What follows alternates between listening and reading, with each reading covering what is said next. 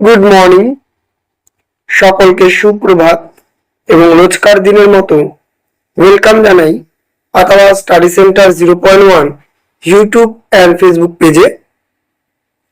আজকে আমরা উপস্থিত হয়েছি আরো একটি প্রবন্ধ অথবা অনুচ্ছেদ রচনা নিয়ে। আজকের অনুচ্ছেদ রচনাটি হলো একটি ঝড়ের অভিজ্ঞতা অথবা একটি বর্ষণমুখী রাত, যেটি আসুক না কেন পরীক্ষায় তোমরা এটি লিখে দিলেই তোমাদের হয়ে যাবে। আমরা এই প্রবন্ধটিকে কয়েকটি পয়েন্টে ভাগ করেছি, যেমন প্রথমে ভূমিকা, তারপরে দিয়েছি ঝড়ের পূর্ব মুহূর্ত, তারপরে দিয়েছি ঝড়ের তাণ্ডব লীলা এবং ঝড়ের পরের দিনের ক্ষতি এবং শেষে উপসংহার। এই কয়টি পয়েন্ট দিয়ে প্রবন্ধটিকে সুন্দর করে গড়ে তোলা হয়েছে।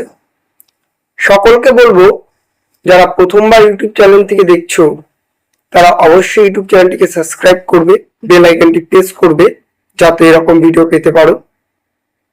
এবং যারা ফেসবুক পেজ কিংবা ইনস্টাগ্রাম থেকে দেখছো অবশ্যই ফলো করবে, শেয়ার করবে যাতে তোমাদের বন্ধু বান্ধবদের তারাও পেয়ে উপকৃত হতে পারে।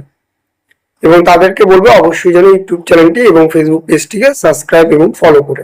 চলো তবে শুরু করছি। প্রথমে লিখবে ভূমিকা।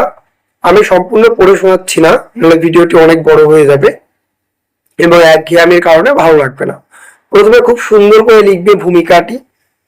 এর পরের পয়েন্ট লিখবে ঝড়ের পূর্ব মুহূর্ত, অর্থাৎ ঝড় আসার আগে আকাশ কেমন থাকে, ঝড় আসার আগে আমরা কিভাবে পূর্বাভাস পাই, ঠিক সেটিকে লিখবে। এরপরে লিখবে ঝড়ের তাণ্ডব লীলা, অর্থাৎ ঝড়টি যখন এলো তখন ঠিক সে কিরকম তাণ্ডব লীলা চলালো সেটি লিখবে। সুন্দর করে এখানে লিখে দেওয়া হয়েছে, এটাকে সুন্দর করে তুলে ধরবে, খুব সুন্দর সহকারে তুলে ধরবে।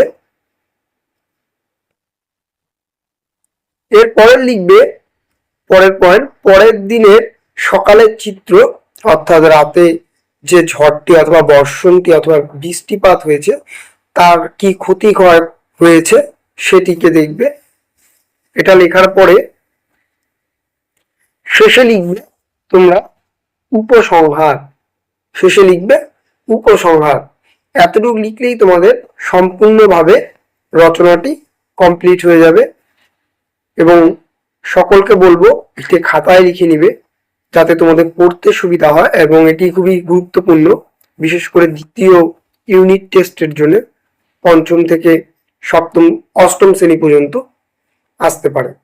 চলো তবে দেখা হচ্ছে নতুন একটি ভিডিও নিয়ে। ততক্ষণ ভালো থাকবে, সুস্থ থাকবে, সর্বোপরি পড়াশোনা করবে। টাটা।